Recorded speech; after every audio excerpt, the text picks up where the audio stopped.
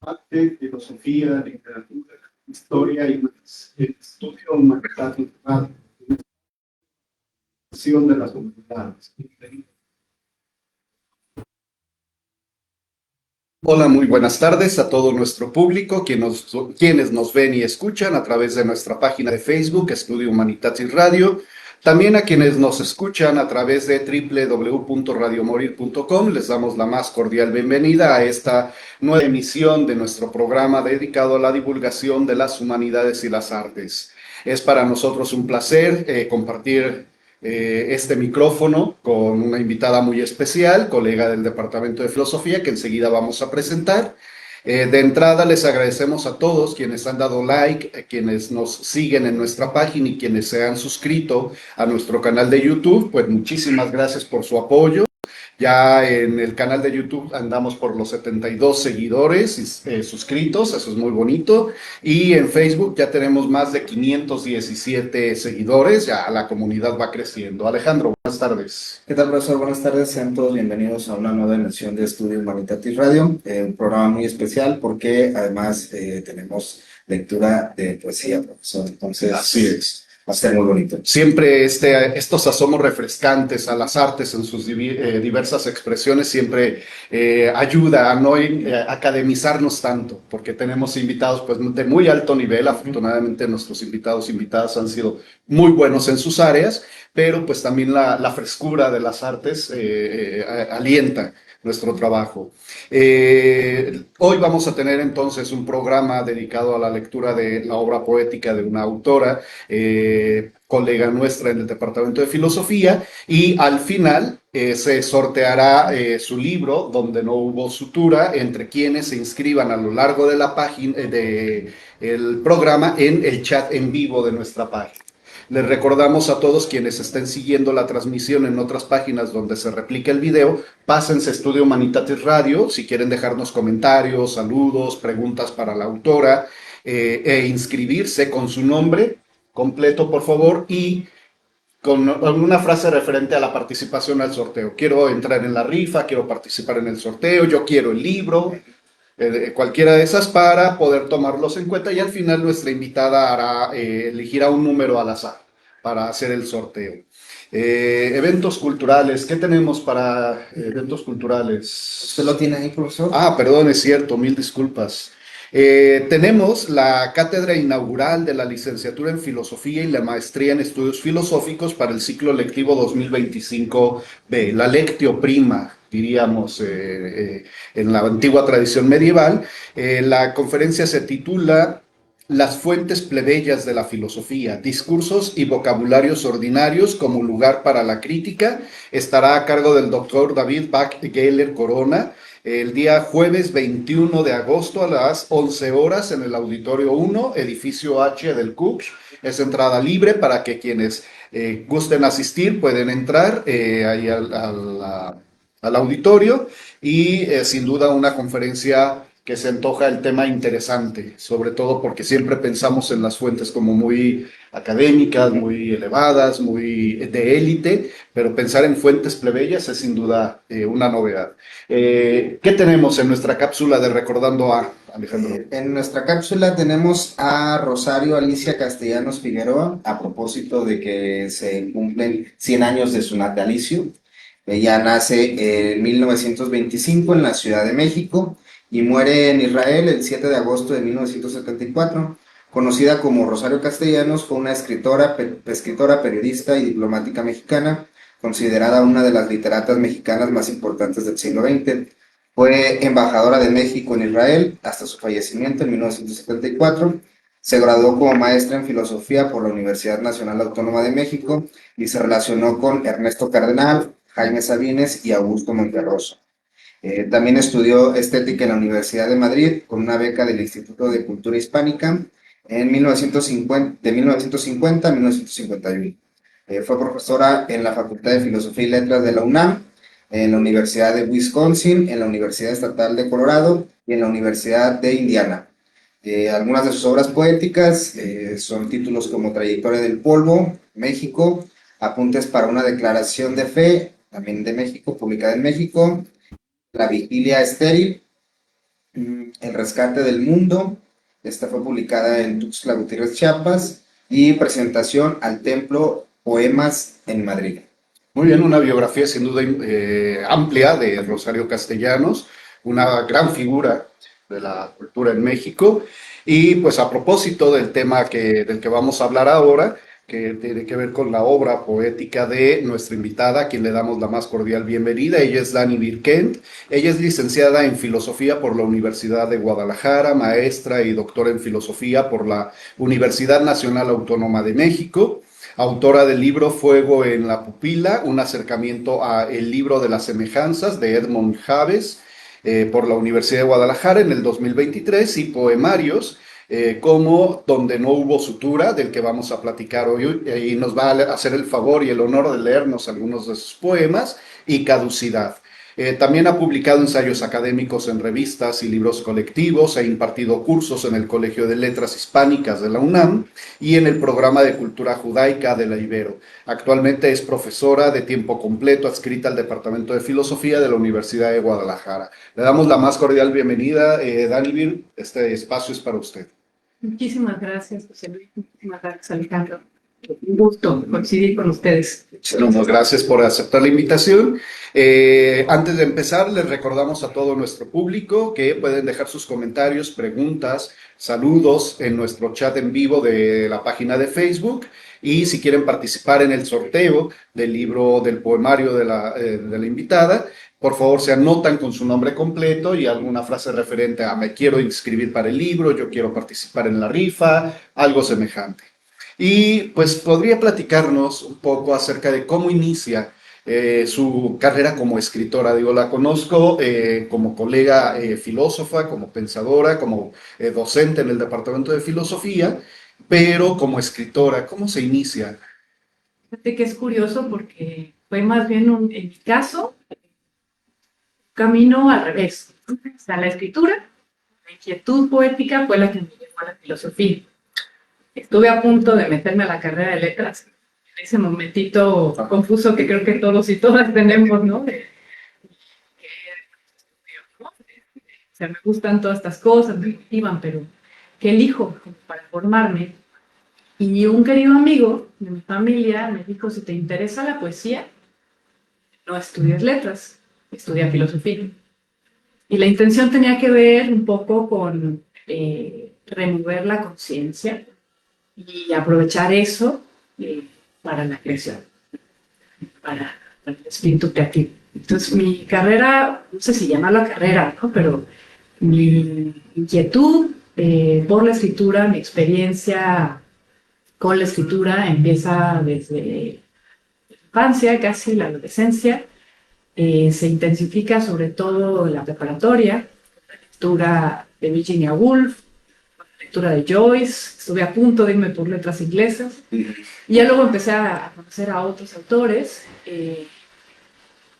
Pasión de vida ha sido la escritura del escritor judío-egipcio Edmond Javes, o Javé, como mencionaban hace un momento, y bueno, entré primero a la licenciatura, usaba Javes para algunos epígrafes, dialogaba también con algunos profesores del tema, y al final metí un proyecto en filosofía en la UNAM y posteriormente al doctorado, ambos con ese tema. Muy bien, un camino interesante y sobre todo estos vuelcos o giros raros que da la vida, ¿no? Empezamos como con un camino, pero de repente terminamos haciendo otra cosa. En lo personal, yo caí en filosofía a partir también de mis pininos como escritor de cuentos. Es algo que... sí, no, y hay narradores, Borges, sí, propio Kafka. Sí. Sí.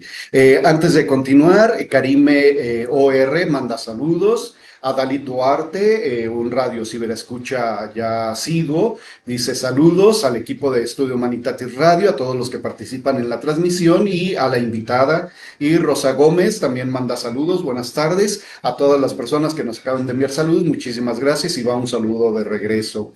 Si nos pudiera platicar también un poco, antes de entrar ya de lleno a la obra, un poco acerca de las influencias en su estilo de escritura, en su estilo poético, pero también en su pensamiento filosófico, así como decirnos, este autor, esta autora, bueno, ya nos mencionaba a este autor egipcio, pero ¿quién más podríamos, sobre todo en el ámbito poético?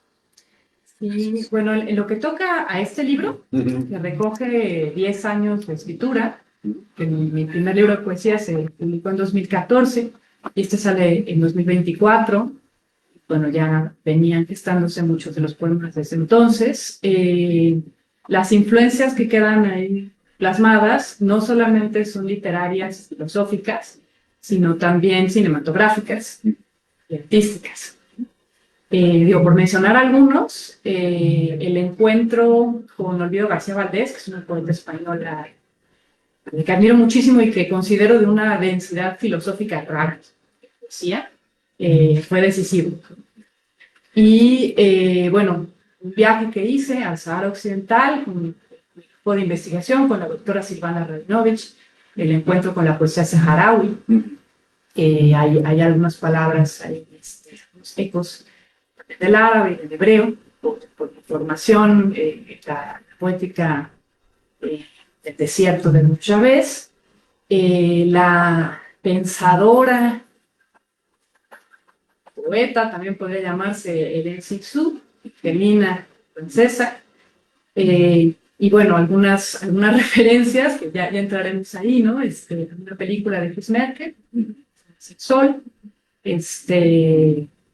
a los cuadros de Sabuki, de Greco, y bueno, más recientemente también la poesía del escritor vietnamita Ocean Vuong, de los Estados Unidos.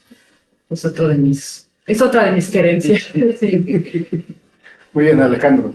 Pues bueno, recordarles que se apunten para la rifa del libro, apúntense a tiempo porque después mandan ahí mensaje ya cuando estamos rifando el ejemplar y Nos ha bueno, pasado. nos da bastante lamento que luego no se hayan apuntado a tiempo, Sí. sobre todo porque algunos han sido radioescuchas de cada semana, entonces y se apuntan tarde, entonces pues bueno, apúntense a tiempo, manden sus saludos, las preguntas para nuestra invitada. Recordarles que estamos con la doctora Dani Birken, estamos charlando sobre su obra poética Donde no hubo sutura. Y pues bueno, profesor, ya para entrar en materia, si nos podría leer algún texto que trajera preparado, dedicado a este espacio. Pues sí, gracias por el espacio, muchísimas gracias. Y me encantaría que también sean, o sea, bueno, si pueden ser detonadores, intentan ser también, pues, ocasión para la curiosidad, ¿no? Me gustaría empezar con un poema que parte de una anécdota, que es una anécdota lúdica, pero que a mí me despertó una fascinación, que tiene que ver justamente con este cuadro del Greco, uno de 3 cuadros que le dedicó a San Sebastián.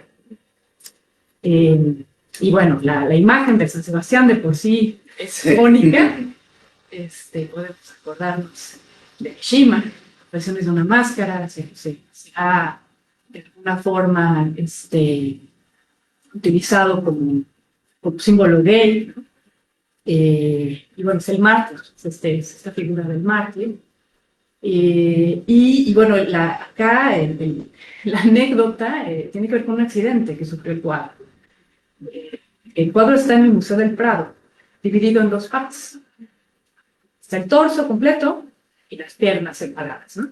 Se perdieron fragmentos, partes del mártir del cuadro. Y lo que pasó es que ese cuadro perteneció a una marquesa, que se Vallecán, si no me equivoco. Luego fue posteriormente donado al Museo del Prado hasta el 59, o sea, ya en pleno siglo XX. Y todo el mundo pensaba que el cuadro completo era el puro torso, que es magnífico.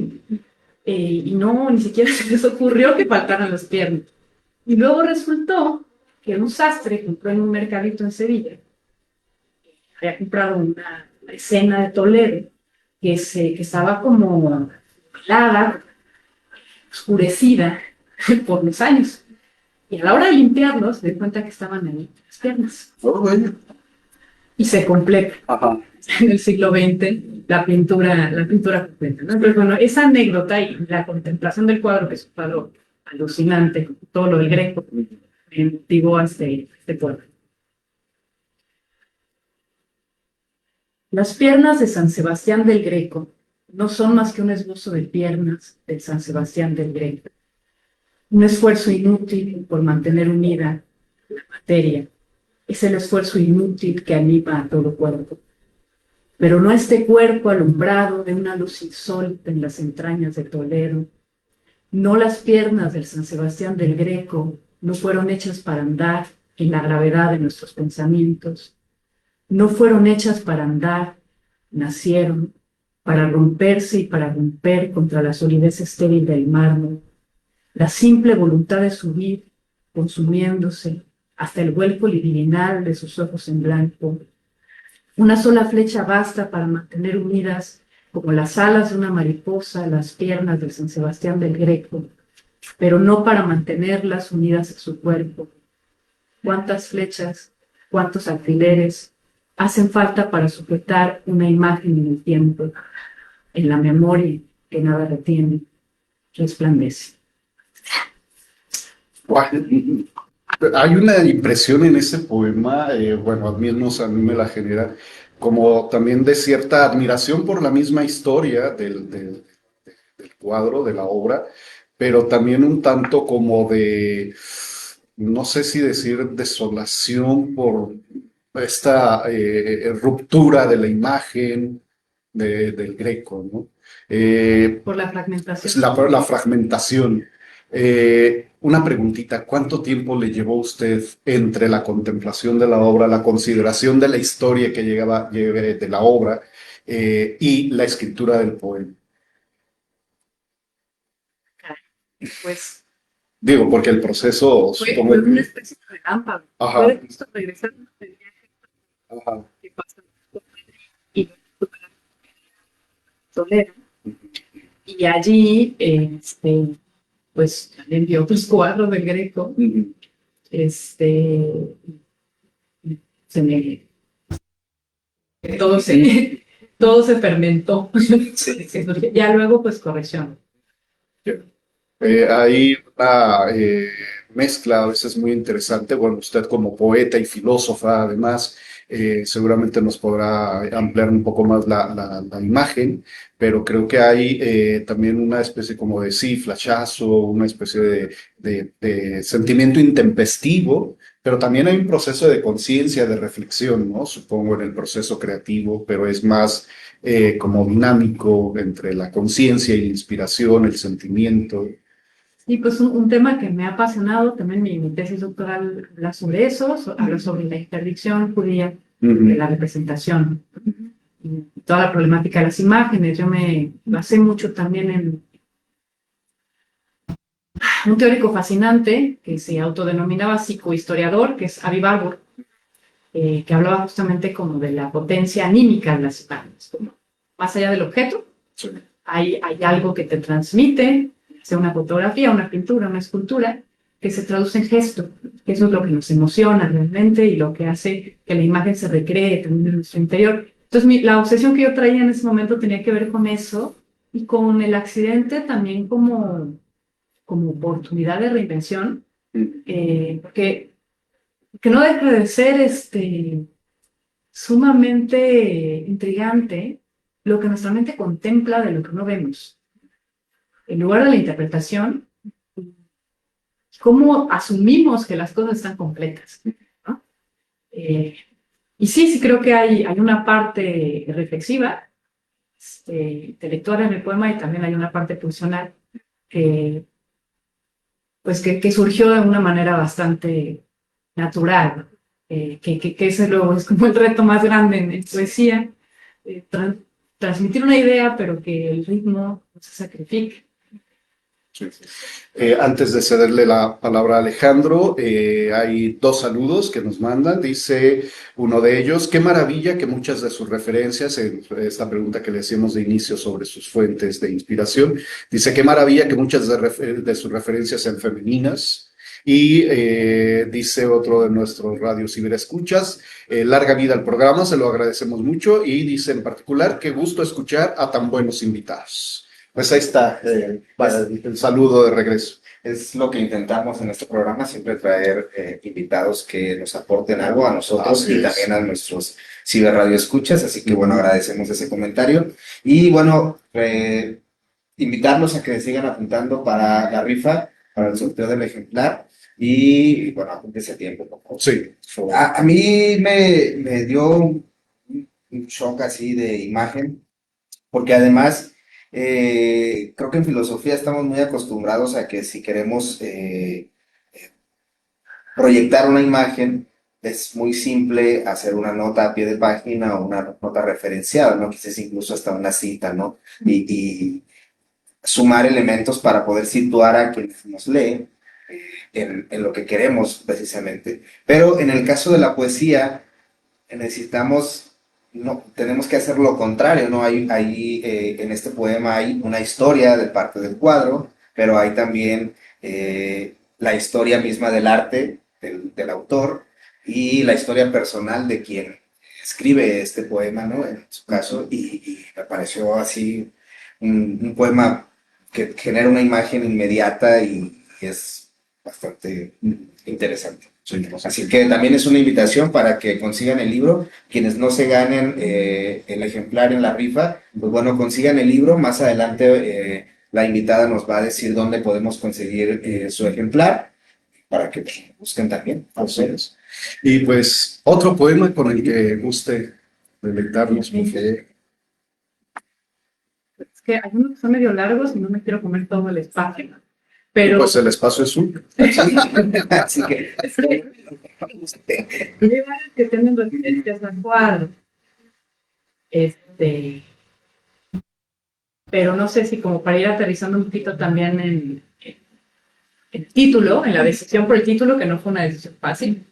Les estaba confesando antes de que empezara el programa, sí. estábamos fuera del aire, que es uno de... que no sé poner títulos. La verdad sí lo reconozco como una de mis debilidades. Y donde no hubo sutura, hace referencia al último verso, pero a mí me interesaba sobre todo que dejar abierta una pregunta sobre la representación que nos hacemos del trabajo de duelo como algo circular, con la necesidad de cerrar círculos y cómo esa representación es una representación caprichosa y falaz, que realmente nunca se termina de cerrar nada, a pesar de que se tienen que trascender, ¿no? Hasta cierto punto los acontecimientos del pasado. Y está la imagen de la herida, que justo abre uno de sus libros más importantes, Hermos Llaves, el libro de las preguntas, con una provocación que dice que todo libro tiene a la vez algo de milagro, de herida, del milagro de la herida. Entonces esa era un poco la idea, ¿no? Muy posiblemente Llaves también estaba pensando en Rumi, ese poeta místico. Su frase de que la herida es el lugar por donde entra la luz. Entonces, bueno, pues varios de los poemas tienen que ver con estos procesos, ¿no? Con el valor de la grieta o el valor del otro. Voy a leer ahorita uno que creo que hace referencia, ¿no? Bastante directa. Se habla del retorno de una cicatriz violenta, dura, larga en el tiempo, con los pasos y la edad atados al sol, con nuevos surcos abiertos en la tierra de los ojos, todo vuelve, todo revive de su recuerdo empañado. Una ciudad es un reflejo de Escatlipoca, humo sobre la cara de tu espejo perdido. Extrañas cosas pasan cuando se extraña de veras, incluso el rumor ruidoso de lo ajeno, el vómito agrio de tu luz verdecina y las nubes lila de primavera, la piel del volcán, esas costras eternas y todo el mundo de restos que yace bajo los pies. Historia. Alguna vez dormí en una habitación gris, con una mujer hermosa. Me llevó al bosque a través de una grieta abierta en el temblor, me dejó descubrir, como tesoros o ruinas, cada uno de sus tatuajes. El primero, me dijo, dice desierto, se ha borrado tantas veces con caricias y ahí sigue. Se afirma a menudo que el tiempo nos devora como un pedazo de leña tendido a la lumbre, pero la acción del tiempo, en oleaje obsesivo, consiste en devolver, tanto construir, tanto elaborar espejismos de futuro para regresarlo todo íntegro al presente. ¿A dónde se regresa entonces si no hemos ido una sola vez, siquiera a los mismos puertos, las mismas promesas enterradas en el sedimento del tiempo? ¿Quién acaricia hoy tu sueño con mis manos, donde no fui yo quien se quedó en este cuarto, en esta ciudad, a construir con fragmentos de amores pasados, como postras eternas, el magma vivo de un corazón? ¿O a cuidar tus cabellos del vómito después del alcohol, o a trenzar nubes lila en tus remolinos de vértigo? ¿Quién permanece hoy de todo esto? ¿A dónde va lo que no vivimos, lo que no vimos caerse, por dolor o por pereza? La ciudad se inscribe en los ojos, como se escribe la vida, violenta, muda, larga en el tiempo. Wow, sin duda profundo y sobre todo a mí algo que me llamó la atención es que hay en algunos de sus poemas muchas referencias a la ciudad, muchas referencias al cuerpo, a partes del cuerpo. Tiene que ver también con esto de esta fragmentación, este herirse o el ser heridos, y que de alguna manera expresarlo en los poemas sea también una forma de buscarle una especie de cura, de suturar precisamente esa fragmentación corporal, porque hay muchas referencias a la piel, al corazón. Hay uno en el que dice sobre la ciudad, dice, bueno, eres vientre, eres estómago, tu función es la digestión, pero nunca eres corazón. ¿Por qué estas constantes referencias a partes corporales en sus poemas? De lo que acabas de decir, que dijiste varias cosas Perdón. importantes, ¿no? Pero sí, este tema de la ciudad y del cuerpo Sí, viene de una experiencia. O sea, como de experimentar en carne viva algunos de los procesos de la ciudad, de reflexionar sobre cómo la ciudad también nos habita. Yo me fui 12 años a la Ciudad de México y vengo casi que regresando, tengo 2 años en Guadalajara. Creo que mucho tuvo que ver también con esos desplazamientos y con cómo me involucré con la ciudad a lo largo de todo ese tiempo. Pero bueno, a la vez sí hay una defensa de la vulnerabilidad, como que bueno, Vulnerus viene tal cual, ¿no? De la exposición de la piel a ser herida, el hecho de que nos pueden herir, y no es una cualidad que se suela reivindicar, sobre todo en la filosofía, ¿no? Simone Weil, por otro lado, dice, ¿no? Que esa vulnerabilidad de las cosas valiosas es hermosa, porque la vulnerabilidad es una marca de existencia. Se puede existir, es una condición ontológica, ¿no? Sin vulnerarse, sin ser capaces también de ser afectados. Entonces, está eso ahí, lo que decía sobre la sutura, sobre cómo la escritura de alguna forma urde, o sea, desde tiempos milenarios, se busca también a lo disperso, amalgamar la vida de alguna forma. Se olvidó García Valdés, la poesía es un lugar raro donde guardamos la vida, no la vida. Pero al mismo tiempo también hay una posición crítica a los discursos de la reflexión, que hay un exceso, ¿no? Ahorita también de eslogans psicológicos y de ideas así como de pronto superficiales sobre la necesidad de reparar lo roto.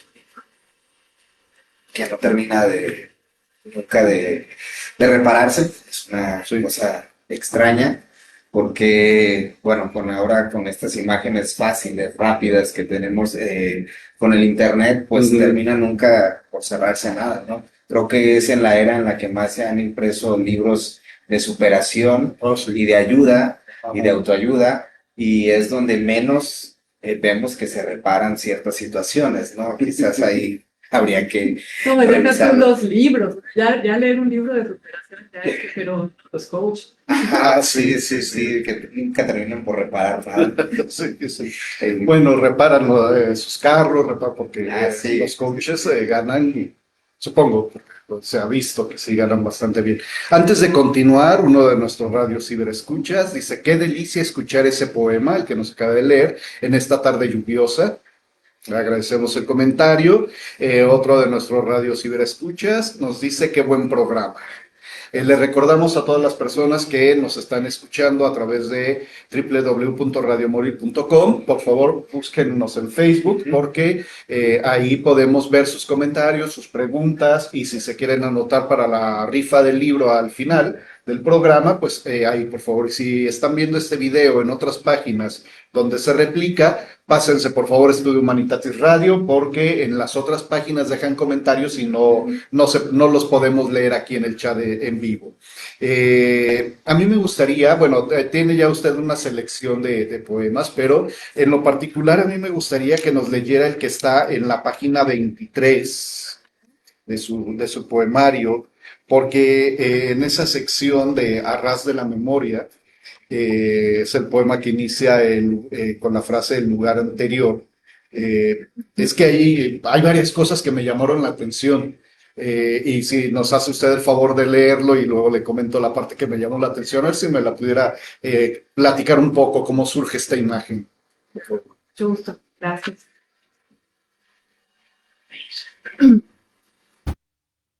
El lugar anterior a la vida es un mapa transversal. Contiene, como la cera vaciada, su doble evanescencia. Por ello, la costumbre de sepultar la placenta como si se tratara de un difunto. Con cada latido que damos, se agita otro al interior del útero. Hay buitres que entierran sus huevos en la ceniza de un volcán extinto, para que el vientre de la tierra encubre los frutos emplumados. Esa parte es la que a mí me erizó la piel cuando lo leí. Dije, ay, ¿cómo se concilia en ese poema muerte, vida, nacimiento? Esa imagen de hay buitres que entierran sus huevos en la ceniza de un volcán para que, extinto, para que el vientre de la tierra incube los frutos emplumados de la muerte. Sobre todo porque es paradójico, ¿no? Los buitres son animalitos, aves asociados precisamente pues a la carroña, a devorar animales muertos. Pero pues ahí aparecen también como símbolos también de vida, porque dan vida finalmente, se reproducen, dan vida.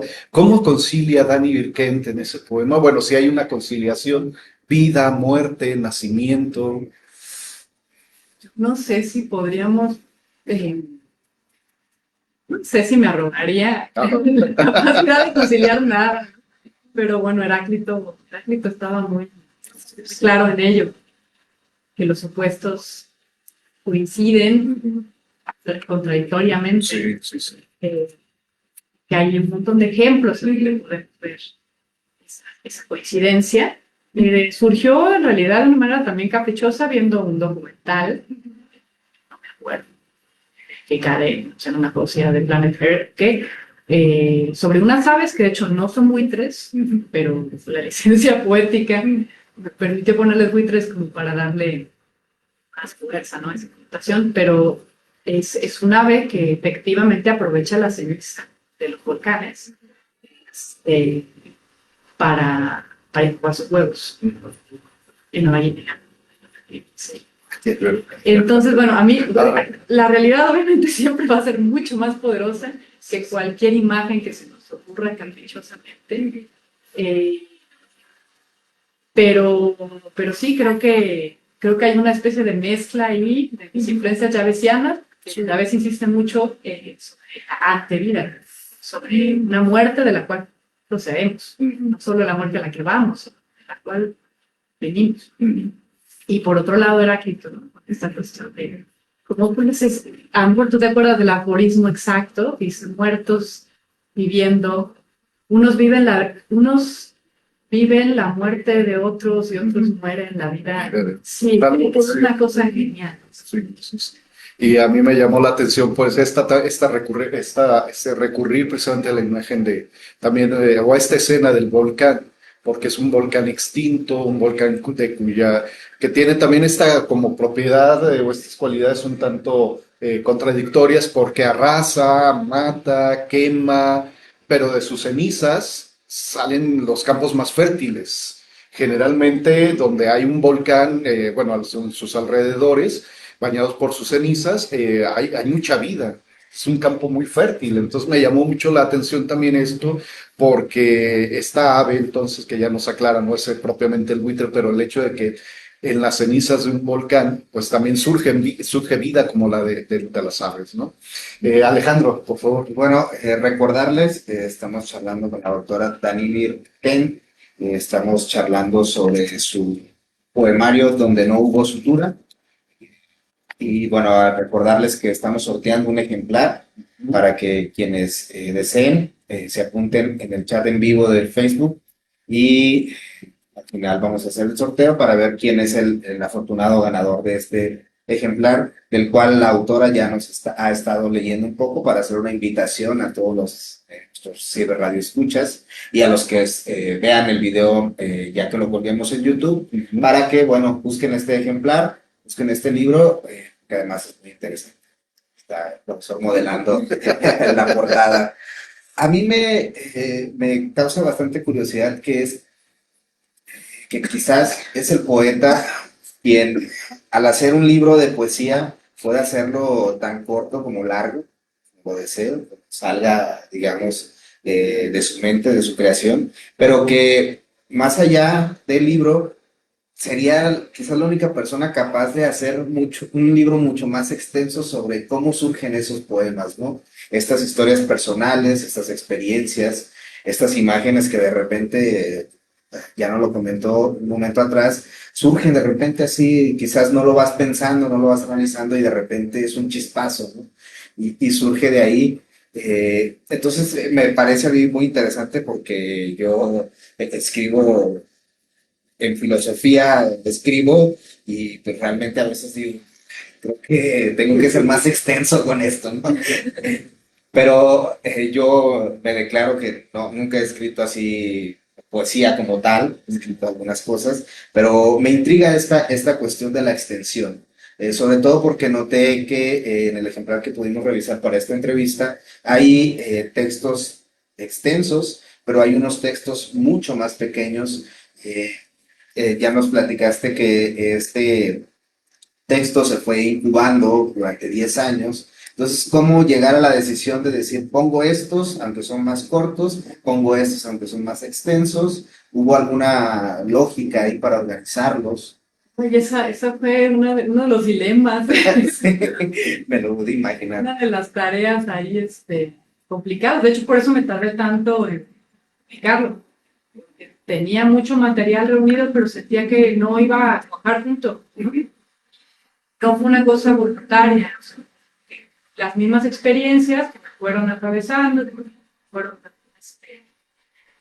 interpelando, se expresaron no solamente con aliento largo o corto, distintamente, sino también con tonos muy diferentes. Hay un manejo del lenguaje que varía en cada poema. Y después de un rato estarlo como cosechando, se lo mostré a una amiga, a que confío mucho, una amiga poeta, Robin Myers, y me dijo, yo sí lo veo, o sea, yo sí lo veo congruente, pero sigue. Sí, sí. O sea, lo que falta es más material para terminarlo de componer con esa heterogeneidad, porque también esa heterogeneidad puede ser muy rica a la hora de leerlo, ¿no? Porque no te aburre solo tono, e incluso las emociones. Yo reflexionaba sobre cómo está muy marcado por el duelo, pero el duelo tiene momentos de humor y pues, ironía. Sí, sí. Y pues eso, o sea, al final al final confié también en el criterio de Mantis Editores, que, o sea, que lo sometí a dictamen, el libro, que lo que me pidan quitar lo saco, y no sacaron nada. Y esa fue una sorpresa enorme. Yo pensaba que iba a ser un libro mucho menos extenso, y al final se lograron reunir esos 10 años. Hay otras cosas que estoy trabajando paralelamente a eso, pero fue padre que ese proyecto inicial quedara así. Y además el ojo, la televisión de Mantis fue atinado, me ayudaron muchísimo a terminarlo todo eso. Yo quería comentar precisamente a propósito de esa heterogeneidad que menciona, porque habla de elementos, de imágenes de la naturaleza, árbol, pétalos, flor, aves, volcanes, habla del cuerpo, piel, corazón, vientre, habla de la ciudad. Hay una imagen muy bonita que me gustó que hace referencia a las luces navideñas. Que hasta eso me hizo evocar hasta mi niñez, ¿no? Que ya hace bastantes ayeres, en mi niñez, y me hizo evocar esas series de los árboles de Navidad. Y más todavía con esos plastiquitos de puntitas que simulaban estrellas que si uno las pisaba descalzo, Ay, se acordaba uno del catecismo invocando a Jesús, ¿no? Entonces, y quería preguntarle también a propósito, y antes de que nos lea un poema más, precisamente por todos estos elementos que generan inspiración en la mirada del poeta, porque uno ve generalmente ciertas cosas y uno los ve desde la profanidad a lo mejor del mundo, en el correr de la cotidianeidad, las ve muy sin mucha importancia, sin mucha relevancia, o más bien sin profundidad.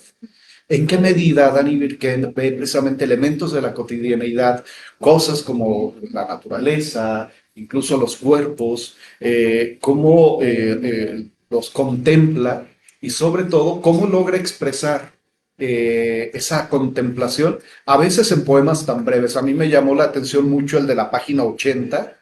Sí, que también si nos hace el favor de leerlo sería muy grato, porque es un poema breve, a propósito precisamente de la extensión de la que hablaba Alejandro. Hizo un poema breve, pero que tiene como profundidad en cada una de las palabras. ahora sí me metiste en Ay, el joder. Yo respondería más bien, o sea, más que partir de la propia mirada, de la mirada subjetiva, eh, digo, porque sí también hay poemas que tienen un componente muy visceral, ¿no?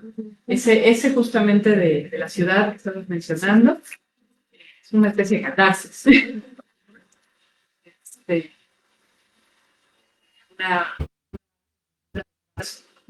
es así.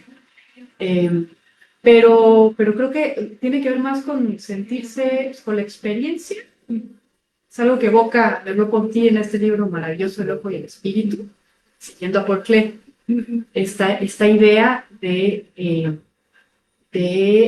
la sensación inquietante de ser mirado, ser mirada por el de encontrar un interlocutor en estas entidades, ¿no? Ya sea orgánicas o no, hay una especie también como de diálogo entre los paisajes urbanos y los paisajes naturales. También la fragmentariedad de la experiencia permite unirlos, ¿no? Y cuestionar hasta qué punto está separada una cosa de la otra. Perdido absolutamente. O sea, si en este mundo artificial en el que vivimos no hay otra forma, una segunda naturaleza, ¿no? Pero sí que tiene que ver sobre todo con eso, con cómo se va grabando la experiencia en el cuerpo, va produciendo cosas y buscamos el conducto para que eso se exprese, ¿no? Más o menos podría ensayar una respuesta así, no sé, así que también estoy contestando.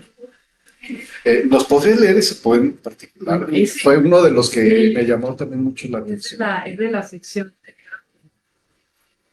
que es como más erótica. Dice, ese giro de lenguas en lo íntimo de todo, tu colmena lebrestada, y tu silencio es juez.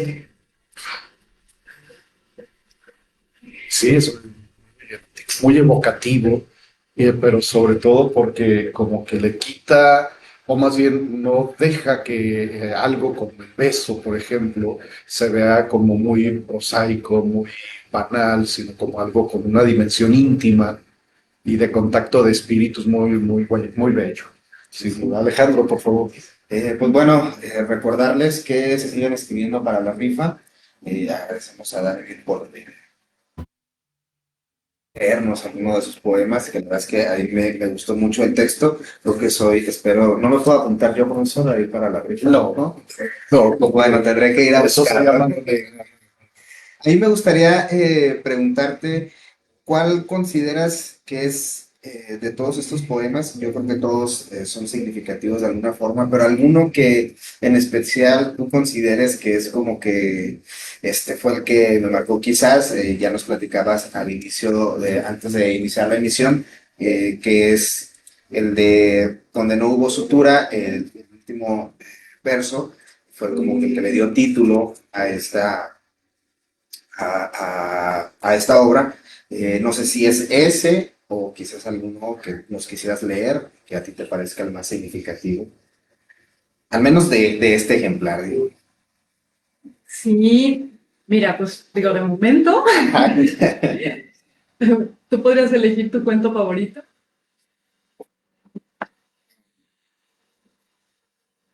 Híjole. Puedo leer uno que personalmente me produce gozo cuando lo leo. Claro que ese, o sea, ese que mencionabas tú cerraría muy bien porque es el que le da el título al libro.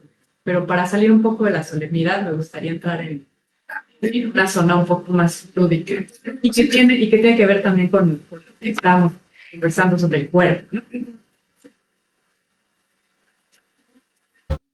¿no? Es un termómetro geológico, hidrómetro que mide sus flujos al tiempo de sus lentas inmersiones cotidianas. En él, las llagas abiertas de los incendios brotan por las crecidas densidades de su sangre. Un cocodrilo es un termo regulador de mundos, complejo sistema de válvulas, de glándulas, que secretan repentinas emulsiones anímicas. Miedo, enfado, excitación despiertan su doble filo dorsal, agua terrestre, con la fuerza motora de un coletazo. Piedra viva, piedra de sol, hasta craquelar su árida corteza de carne, razón por la cual algunas veces duerme con la boca completamente abierta. Puede ser que alguno que otro universo encuentre por sus fauces la salida.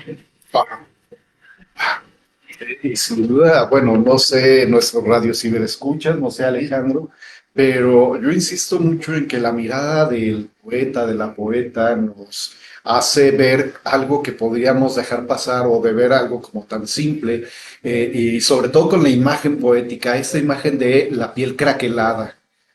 Yo no sabría cómo describir la piel del cocodrilo si bueno, pues tiene cuadritos, tiene escamas, pero hasta ahí, ¿no? Porque luego uno es como muy literal en muchas cosas, pero el poeta siempre nos permite mirar como de una manera muy diferente.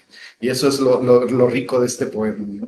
Y la intención tendría que ver no solamente con mirar un objeto externo, sino con sentir, poderse sentir el cocodrilo, Ya. que sea mientras que se vive el poema. Sí, sí, sí. Sí.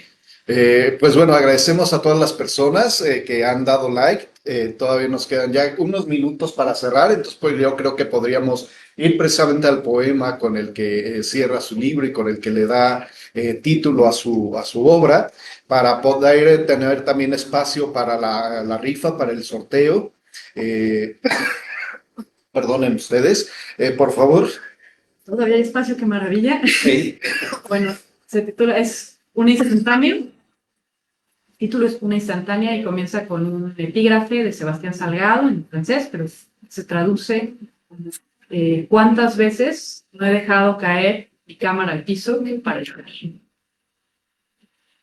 Escribir, grabar el blanco con palabras simples, hacerse polvo del bullicio, cribar, gridar, desgarrarse la garganta, desatarse la estridencia oscura de una parvada en llamas, derramarse en tentáculos las letras, la tinta amarilla de toda tempestad. Temblar, rebaños tumultuosos de palabras, actos rumiantes de palabras ciegas que balan, que arriman, su animalidad nocturna, toda su sed y su niebla, su espera que pasa, pero no apacienta. Sembrar, saberse inclausurable surco, árida ruta surcada de resuellos, de norias arrastradas por el viento. A la palabra se propaga el grito. Quedarse, recoger los frutos del destierro, plantar un bosque donde antes estaba. Al final, disparar al vacío, dar en el blanco de lo que siempre estuvo, dejar ahí una impronta de luz. Valga el aplauso para este poema de cierre y para todos los que nos han leído. Sin duda también muy, muy profundo y ya desafortunadamente casi no nos va a dar tiempo para continuar. Alejandro, antes del cierre y la rifa. Pues nada más preguntarte para que nos compartas a nosotros y a nuestros radioescuchas, ¿dónde podemos conseguir libros? Especialmente este, pero que nos puedas mencionar los otros títulos que tienes y dónde los podemos conseguir. Tengo entendido que el profesor lo encontró En la librería Carlos Fuentes. Sabemos, ahí tenemos la certeza de que sí hubo, ahí nosotros conseguimos el ejemplar que se va a rifar. Entonces, si nos podrías decir más o menos. En la Gandhi, también de Chapultepec. No, perdón, en la Gandhi, ¿cuál es la Gandhi? En el Fondo de Cultura Económica de Chapultepec. En Impronta. Y también en la librería Bonilla, allá en Ciudad de México. Tilde, editorial, creo que está distribuyendo también algunos en Monterrey. Ahí está, ahí está. Yo encontré la página, creo que es de la editorial, y ahí encontré también, nada más no recuerdo si hay un apartado ahí como para enviar y comprarlo en línea y que te lo envíen. Puede ser que sí, o sea, sí, a través del fondo yo sí, okay. Si no, pues te pregunto a la sí. director. Para que nos... Y bueno, mencionar rapidísimo, si a alguien le quedó, bueno, que no fue el tema de esta charla, pero si a alguien le quedó interés por la poética, por el pensamiento también de Ernest Llavés, mi tesis doctoral se publicó también por la editorial del PUC en 2023 y se consigue en la apoyo editorial. Excelente, pues mira, ahí están para que busquen los textos y si a alguien le interesó, está todo. Bien, busquen. Bien, pasamos entonces, agradecemos a todas las personas que se inscribieron para la rifa, pero pues solamente una persona se puede ganar este ejemplar. Por favor, doctora, un número del 1 al 8. ¡Ser injusto! Un poco, casi siempre. 6. 6. Roberto Macías es el feliz ganador de este libro. Agradecemos a Mar Orozco, José Luis González, Salomón Villegas, Karime O.R., Virginia Gutiérrez, Tonatiu Garrido y Mariana Alcázar Guaracha, que se inscribieron para la rifa, pero pues el ganador, Roberto Macías. Si nos ubica, por favor, durante la semana en el Departamento de Filosofía, si es estudiante, claro, del Departamento de Filosofía o está en el CUCH, por favor, nos busca en el 4º piso, de preferencia martes y jueves durante la próxima semana, que es cuando más suelo estar y tener presencia ahí. Entonces, pues agradecemos a todas las personas. Mensaje, profesor. Que nos manden mensaje por el chat de Estudio Humanitatis Radio y acordamos un punto neutro de entrega. Pues agradecemos a todas las personas que le dieron like a nuestro video, se replicó también varias veces, fue compartido varias veces. A todas las personas que nos dejaron saludos y comentarios, muchísimas gracias. Y pues Dani Birkent, Estudio Humanitatis Radio es de ahora en adelante su casa, cuando quiera venir a platicarnos sobre otra de sus proyectos futuros, alguna otra de sus producciones poéticas o también de algún tema de interés filosófico, será su espacio. Muchísimas gracias. Me encantó charlar con ustedes y muchas gracias a todas las personas que se conectaron a escucharnos.